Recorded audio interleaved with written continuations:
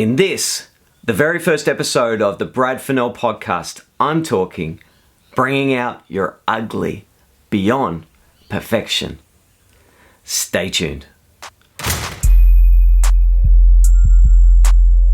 Welcome to the very first episode of the Fennell podcast. Yep, this is it. And for those of you who have been listening to turn on the podcast, one, thank you so much. And two, it's not over.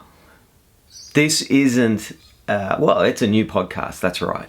But it isn't the end of an old one. Turn on the podcast still remains as it is. Tabitha and I working on stuff and relationships and all that kind of that stuff. But I wanted another place to bring to you, to bring my thoughts and ideas and to bring other people in as well. And so here I am, creating something completely new. I don't even know what it is fully yet. I just know that I have something to share with you. So if you're here, which if you're listening to this, you are, thank you very much. Thank you for being a part of this. And let's get into it. What to talk about today, what to bring forward today on the very first episode of this podcast. And I don't know, I think we couldn't do any better than working on bringing out your ugly beyond perfection. Because I think this is really relevant. I think this can really help. I can think it can make a difference to my life, to your life. Bringing out your own ugly. And I think for me, as I enter kind of more of a midlife experience, I think this comes out more strongly. I wouldn't recommend waiting until midlife to bring this out. I think if you can work on this at any time, it's going to bring value to your life. But if you don't, I can almost guarantee it's going to come out somewhere around midlife. Because it's the thing we're actually here to get. And so it's going to come out in our body experiences, in our symptoms, in our wrinkles, in a part of us that, and don't get me wrong, I actually love wrinkles. I'm like the ambassador for keeping the movement of wrinkles alive. But we want to not just have the wrinkles, we want to bring out the inner experience that is actually trying to happen, that is trying to grow out of all of us. And so if you're anti-wrinkles, that's okay too. Like, I get that. But we have to stop marginalizing, again, our so-called ugly. Not the best term to use for this, because I actually don't think it is that. The reason I use the word ugly is because we bring out this kind of shamer that doesn't embrace the messages that are trying to come through us. We push these parts of ourselves down and want to hide these parts from the world. We want to stay youthful all our life. But I mean, in youth, what happens? Pimples, acne, an interesting experience that's happening inside of us. And what happens in those years is more of this rebellious nature starts to rise up. Before that, you're a kid, you're a good boy and girl, you're behaving. And then these hormones arise that have a different story. And so what I want to do is embrace this thing rather than perfection, rather than perfect skin. And I'm going to give you an exercise because it can help on this, which is related to skin, because it's on our face, acne, the thing we want to hide. We want to reveal this perfection to the world. But suddenly this thing arises. It arises in those teenage years, but it also, again, arises in our older years. Why sometimes older people can become grumpy. My grandfather, I've said this a few times, but my grandfather, who was not a rude person at all, was a very loving and generous person, but also said to me once, I like being old because you can be rude and get away with it. And it stuck with me. in a sense, what I think he was really saying is you can be yourself. You don't have to conform quite as much.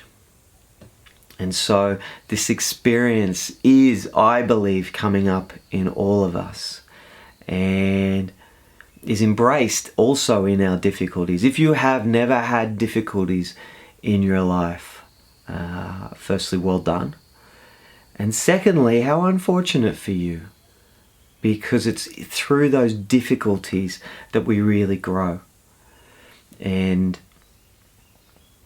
so embracing your ugly, embracing these parts. If we don't embrace them, they come out. They come out in the field, in the experience, out in life. If we're gathered in a group and we're all too nice, and there's nothing wrong with being too nice, being whatever that is, to each other. But if we don't embrace these other experiences that are there within a field, they become ghosts that haunt the experience, that are kind of poking their head out and allowing us to feel and experience those from time to time. And so we have to embrace these parts of ourselves too. And the more we can work on it, the more we can bring forward these parts of ourselves, the more they get empowered in a really healthy way. The more we can stand on our own side for these roles that are coming through us that say, this is not right. This is a part of me that I need to stand for. And rather than it just coming out in violent ways or ways that don't serve you long term. And so accessing more of our ugly. So how can we do this? How can we do this in a way that's really healthy, supports us? Well, we can look at the parts of ourselves that we try to hide. So your face, that's an interesting part, because it's the part that we show to the world, the mask that we put on, that we show the world. And it is a mask, and that's okay. You can wear whatever mask it is you feel is right for you to wear, but equally there's these other parts of you. And so particularly when we're in the teenage years, or as we get older, we get kind of skin things happening, or you know, as a teenager you get acne, or sometimes as an older person you get acne too, and you want to hide that from the world, and by all means do. But equally, become that symptom just for a moment. Become the maker of that symptom. And what would that be too? What is trying to come out, that's trying to appear out in the world? And if you were that, how would it be? What are you, red, or you're acne, or you're pussy, or what are you? And if I was that, if I was that skin thing that was trying to come through, how would I be? I'd be more. So if I was exploring it for myself, I'm feeling into something and it's a little more dark and sinister, it'd be like, yeah, I don't want to behave anymore. I'm tired of behaving for you. I want to kind of dance to my own tune. And I want to know who this person is. And this figure says, have more of me in your life. Bring more of me to the world. Don't care so much about what other people think. Care less about that. And bring more of this part of you to the world, because it's coming up. The voice says it's coming up. I'm rising up inside of you. Be congruent with me. Dance with me. Or I'll push out in all sorts of ways. I'll create body symptoms. So, you know, if these skin things on your face got even bigger, how would it be? How would you be? What is it that is trying to come through? How do you connect more to your ugly that is less perfect? The more you side with perfection, the more it's going to fatigue you.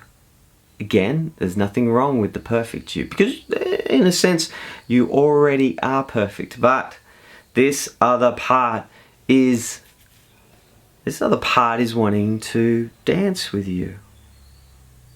And so have a moment where you get to experience that too. And as you experience this part of you that says, yes, this is me too. How are you out in the world? How do you behave? How do you relate and connect to others out in the world from this place? How do you now redance out in the world? How do you pick up this role? It doesn't mean you always have to be it or have it or do it. But it has a place. And where is that place that you could bring more of it to the world? This is part of your dreaming. Parts of ourselves that we shame, that we want to hide from. And sometimes we need to take the eldership and we need to lead that little child inside of us that's scared to come out. Often because as a little child, maybe you felt, particularly if you were shy, maybe you felt your own power. You could just get a taste for it. And that was scary for you.